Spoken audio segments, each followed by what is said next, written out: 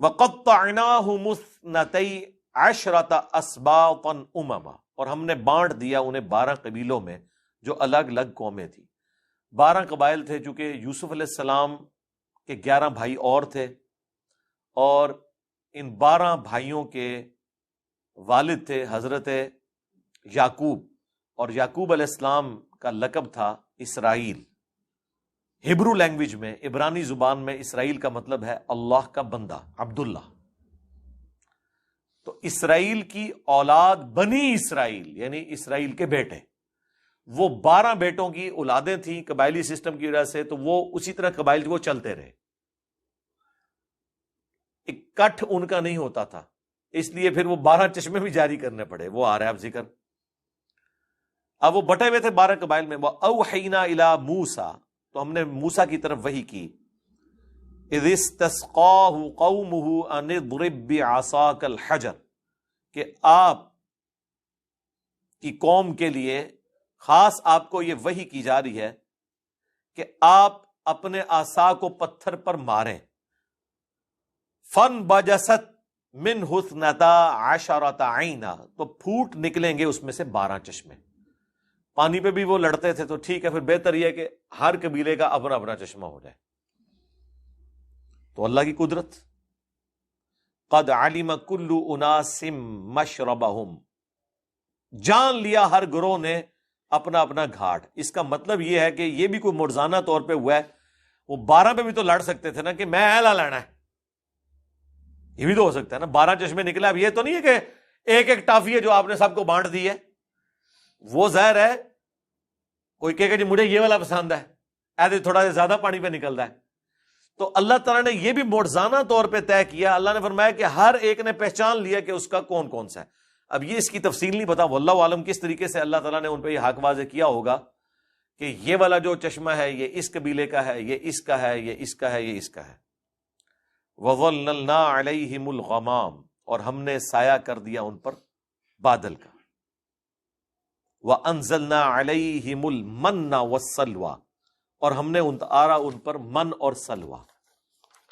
سلوہ ایک سمجھ لے پرندہ تھا جو جنتی خوراک ان کے لیے، ایک سمجھ لیں ایک غیبی اللہ کی طرف سے آتی تھی، پرندوں کے جھنڈ آتے تھے، وہ خود ہی آ کے بیٹھ جاتے تھے، شکار بھی نہیں ان کو اس طریقے سے کرنے پڑتے تھے، اس سے ان کو پروٹینز مل جاتی تھی، اور شوگر اللہ نے ایسی ان کو دی کہ رات کے وقت جو ریگستان کے اندر شبنم گرتی تھی وہ صبح موتیوں کی شکل میں وہ چن لیتے تھے، جس طرح آپ کی یہ مٹھائی کی چھوٹی چھوٹی بوندیاں ہوتی ہیں نا، یہ ان کے لیے من تھا۔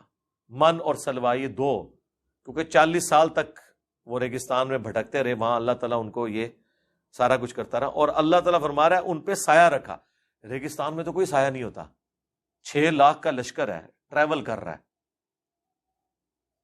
تو ریگستان میں تو وہ کچھ بھی نہیں ان کے پاس، تو اللہ نے مسلسل اتنے سالوں تک ان کے اوپر بادل کا سایہ رکھا، انہیں اس گرمی کی تکلیف سے اس لیول پہ گزرنا نہیں پڑا۔ یہ بھی دیکھیں غیبی طور پہ۔ لیکن پھر بھی آپ دیکھ لیں، جب جہاد کی باری آئی ہے تو صرف 2 بندے حضرت موسیٰ کے ساتھ نکلے ہیں، حضرت ہارون اور جوشوا۔ اسی پہ پھر حضرت موسیٰ علیہ السلام نے کہا کہ اے اللہ اس طرح کی جو قوم ہے نا، اس کے اور میرے درمیان جدائی ڈال دے۔ تو پھر اللہ نے کہا کہ اب پھر یہ 40 سال سرائے سینا میں بھٹکتے رہیں گے، ان کو اب شام کا راستہ بھی نہیں ملے گا۔ اسی دوران حضرت ہارون فوت ہو گئے، موسیٰ علیہ السلام بھی فوت ہو گئے، ان کی قبر بھی ریگستان میں ہی بن گئی۔ پھر آہستہ آہستہ وہاں پہ جو نسل جوان ہوئی وہ ٹف ماحول کے عادی ہوئے،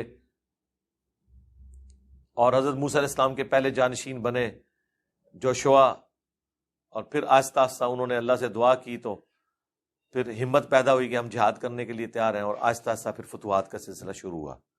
یہ بنی اسرائیل کی ایک تاریخ ہے۔ کلوا من طیبات ما رزقناکم، کھاؤ ان پاکیزہ چیزوں میں سے جو ہم نے تمہیں دی ہیں۔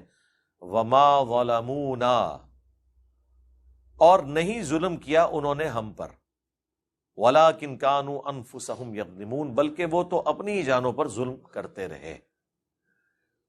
اللہ پہ کون ظلم کر سکتا ہے؟ اللہ تعالیٰ ہمارا یہ جو کچھ انہوں نے نافرمانیاں کی، تو اس کی مجھے کوئی تکلیف نہیں ہوئی ہے، اس کا وبال وہ خود چکھیں گے۔ مجھ پہ کوئی ظلم نہیں کیا، انہوں نے اپنے اوپر ظلم کیا۔ یہی آیت سورۃ البقرہ میں بھی گزری تھی۔ اس وقت میں نے ترجمے میں میری توجہ نہیں تھی، تو میں نے اس میں ترجمہ یوں کر دیا تھا کہ ہم نے ان پر ظلم نہیں کیا، انہوں نے خود اپنے اوپر ظلم کیا.